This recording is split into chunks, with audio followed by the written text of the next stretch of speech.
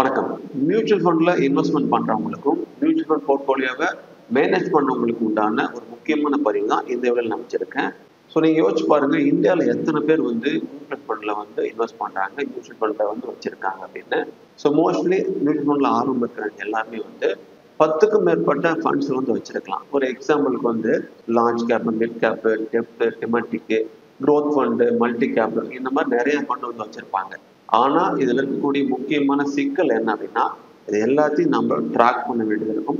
ஏதாவது ஃபண்ட் ஒரே இடமா இருந்துச்சுன்னா அதை ரீபேலன்ஸ் பண்ற மாதிரி இருக்கும்.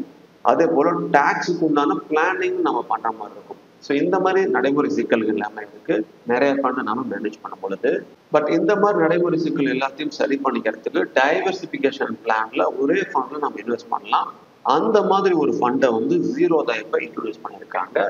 ஸோ ஜீரோதா இந்த மல்டி அசெட் ஃபண்ட் அப்படின்னு ஒன்று அறிவிச்சிருந்தாங்க. அதோடைய நோட்டிஃபிகேஷன் எல்லாருக்கும் கிடைச்சிருக்கும். அதை பற்றி தான் அதை நம்ம பார்க்க போகிறோம், தெளிவாக பார்க்க போகிறோம். வாங்க வீடியோக்குள்ள போகலாம்.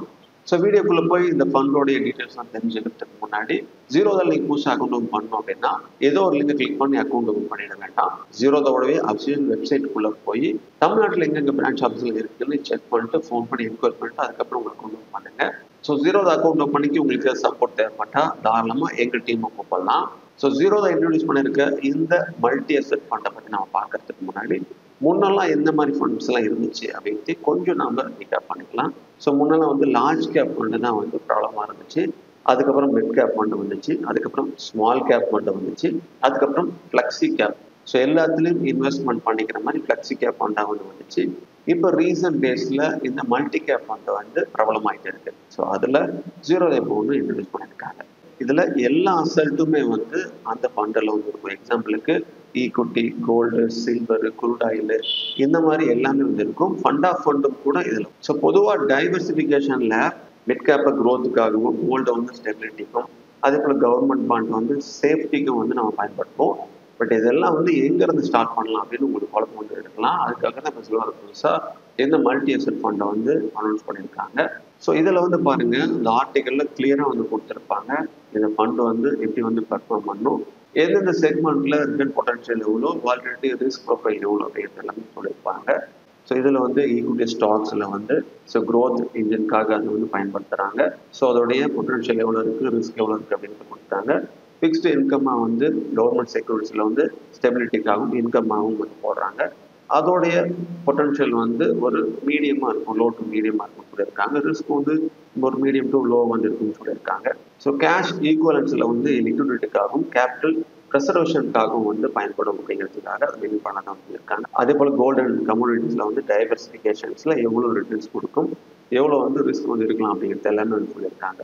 இந்த ஜீரோதோடைய மல்டி அசெட் பேசிவ் ஃபண்டில் பாருங்க, பர்சன்டேஜ் வைஸாக எந்த லார்ஜ் கேப்பா, மிட் கேப்பா, கோல்டு ETF-ஆ, மற்ற கவர்மெண்ட் செக்யூரிட்டிஸ் என்ன அப்படின்ட்டு பேஸ் பண்ணியிருக்காங்க. ஸோ இதுலேருந்து நம்ம என்ன ஈஸியாக புரிஞ்சுக்கலாம் அப்படின்னா, நம்ம சிம்பிளாக ஒரு டைவர்சிஃபிகேஷன் பிளான்ல மியூச்சுவல் ஃபண்ட் பண்ணோம் அப்படின்னா இதை நம்ம கண்டிப்பாக தேர்ந்தெடுக்கலாம்.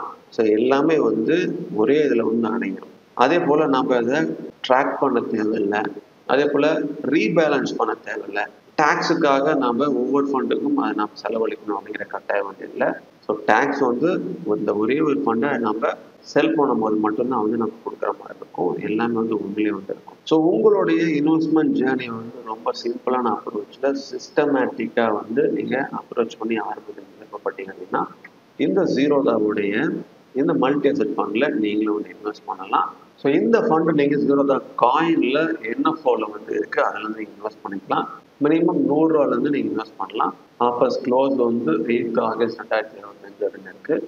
ஜஸ்ட் நீங்கள் அதை இன்வெஸ்ட் அப்படின்னு கிளிக் பண்ணி உங்களோட முதலீடுகளை நீங்கள் இங்கிருந்து ஸ்டார்ட் பண்ணலாம். ஸோ காயின்குள்ளே போன ஒன்று நம்ம நெட் பேங்கிங், UTP எந்த மெத்தடில் வேணாலும் நம்ம பண்ணிக்கலாம். ஸோ நம்மளை சொன்ன மாதிரி ஜஸ்ட் நம்ம ₹100 இதை நம்ம பை பண்ண தொடங்கலாம். ஸோ என்ன பண்ணுறேன்னா நான் டெமோக்காக ஜஸ்ட் நான் UPI-ல பை அப்படின்னு கொடுத்து கன்ஃபார்ம் கொடுக்குறேன் டெமோக்காக. ஸோ என்னோட UPI-க்கு போகும். UPI-ல நான் பே பண்ணதுக்கப்புறமா அந்த ஸ்டேட்டஸ் மாறும். ஸோ நான் டெமோக்காக ஒரு எக்ஸாம்பிளுக்கு ₹100 நான் இந்த ஸ்கீமில் இந்த ஃபண்டில் இன்வெஸ்ட் பண்ணியிருக்கேன். நீங்களும் அதை செக் பண்ணி பாருங்கள். செக் பண்ணிவிட்டு உங்களுக்கு பிடிச்சிருந்துச்சுன்னா இதை நீங்கள் ஃபாலோ பண்ணலாம். ஸோ மேலும் ஜீரோதா சம்மந்தப்பட்ட ஏதாவது வழிகள் தேவைப்பட்டால் தாழ்வு கூப்பிடலாம். இதே போல் ஜீரோதா சம்மந்தப்பட்ட அடுத்த வீடியோவில் சந்திக்கிறேன். மிக்க நன்றி.